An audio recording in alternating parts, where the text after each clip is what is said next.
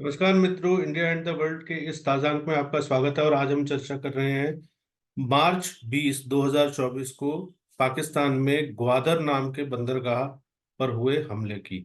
ये हमला Bloch liberation army ने किया। और बलोच लिबरेशन आर्मी का एक हिस्सा है मजीद ब्रिगेड, जो सुसाइडल अटैक्स करता है, फिदाइन हमले करता है। उन्होंने ये हमला किया। इस हमले का टारगेट पाकिस्तान की इंटेलिजेंस एजेंसीज के ऑफिसेस और पाकिस्तान की सिक्योरिटी फोर्सेस के ऑफिसर्स और अधिकारी थे। दो तरीके की खबरें आ रही हैं। एक खबर के अनुसार जो पाकिस्तान का एक ऑफिशियल वर्जन है कि दो पाकिस्तानी सैनिक इसमें मारे गए हैं, जबकि अनऑफिशियल वर्जन जो ग्राउंड लेवल से रिपोर्ट्स आ रही हैं, अनकंफर्म्ड है, लेकिन मल्टीपल सोर्सेज से ये रिपोर्ट्स आ रही है कि 25 के करीब पाकिस्तानी सैनिक इसमें मारे गए हैं और 8 बलोच लिबरेशन आर्मी के हमलावर इसमें मारे गए हैं। सवाल यह है कि बलोच लिबरेशन आर्मी ने यह हमला क्यों किया। और इस तरीके के हमले पिछले काफी समय से बलोच लिबरेशन आर्मी द्वारा किए जा रहे हैं, जो पाकिस्तानी सेना पर किए जा रहे हैं, और इसमें पाकिस्तानी सेना को भारी नुकसान उठाना पड़ रहा है। तो ये क्यों हमले किए जा रहे हैं? इसका कारण, दो कारण है। पहला कि बलूचिस्तान जो पाकिस्तान का सबसे बड़ा प्रांत है, और जिसका अगर हम पाकिस्तान का कुल ज्योग्राफिकल एरिया, भौगोलिक क्षेत्र देखें, तो उसका 2/3 हिस्सा बलूचिस्तान में आता है। पाकिस्तान की ज्यादातर प्राकृतिक संसाधनों की जरूरतें, खनिज पदार्थों से संबंधित जरूरतें बलूचिस्तान से पूरी होती हैं। पाकिस्तान की बिजली की 90% जरूरत बलूचिस्तान में पैदा हो रही नेचुरल गैस से पूरी होती है। लेकिन पाकिस्तान ने इसके बदले में बलूचिस्तान को शोषण के अलावा कुछ नहीं दिया। इसलिए बलूची लोग चाहते हैं कि उन्हें स्वतंत्रता मिले। और जब मैं ये कह रहा हूं कि उनका शोषण हुआ है, तो इसके लिए कुछ आंकड़े हैं जो मैं आपके साथ साझा करना चाहता हूं।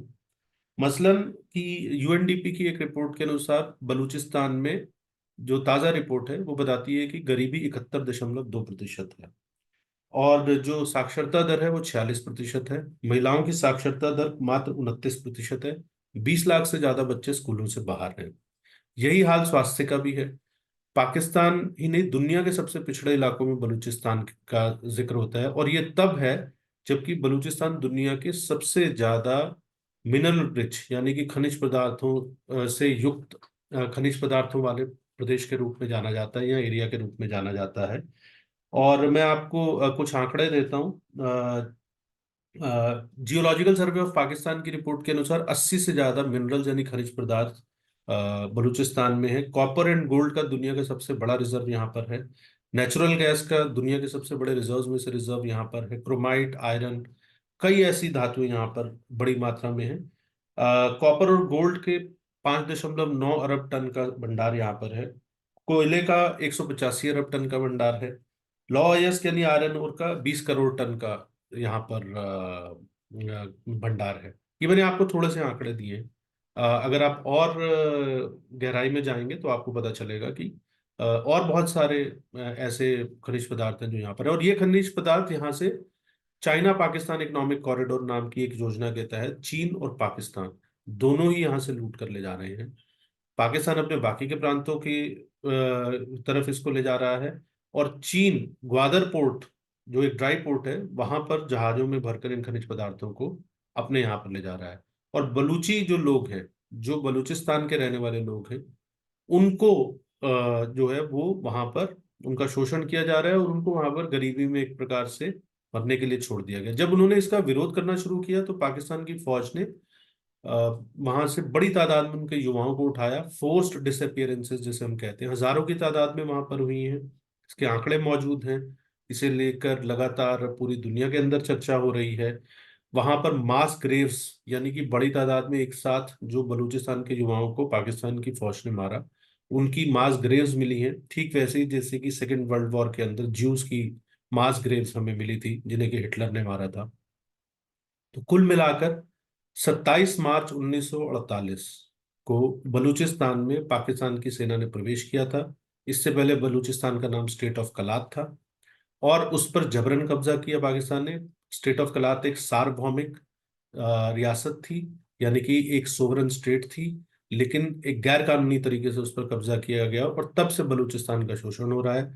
और बलूचिस्तान के लोगों ने जब शोषण का विरोध किया तो पाकिस्तान की फौज ने उनका दमन करना शुरू किया, जिसकी प्रतिक्रिया स्वरूप हम बलोच लिबरेशन आर्मी जैसे संगठनों के उदय को देख सकते हैं, जो अब सीधा पाकिस्तानी सेना से, पाकिस्तानी फौज से दो दो हाथ कर रहे हैं और लगातार पाकिस्तान की फौज को काफी नुकसान पहुंचा रहे हैं। तो हम इस विषय पर आपको अपडेट करते रहेंगे। बस चलते चलते आपकी जानकारी के लिए ये बता देते हैं कि 27 मार्च 2024 को पूरी दुनिया के अंदर जहां जहां पर भी बलूचिस्तान के रहने वाले लोग हैं, वो पाकिस्तान ने जो इन्वेजन किया था उसकी बरसी मनाते हैं, और वो इस संबंध में जागरूकता पैदा करने की कोशिश करते हैं कि किस प्रकार से बलूचिस्तान को एक, जो कि एक स्वतंत्र राष्ट्र का दर्जा दिया जाना चाहिए था, किस प्रकार से पाकिस्तान के लिए केवल एक ऐसा प्रांत बन गया है जहां से, जहां की लोगों का, जहां के खनिज पदार्थों का, जहां के संसाधनों का शोषण करना, और अब चीन भी पाकिस्तान के साथ मिलकर इस शोषण करने की प्रक्रिया में शामिल हो गया है। हम आपको लगातार बलूचिस्तान और विश्व में अन्य जितनी भी घटनाएं हो रही हैं उनके बारे में अपडेट देते रहेंगे। वीडियो अगर आपको अच्छा लगा हो तो इसे शेयर करिएगा, लाइक करिएगा, और हम लोग जल्दी ही मिलेंगे एक नए वीडियो के साथ, एक नए विषय में। धन्यवाद।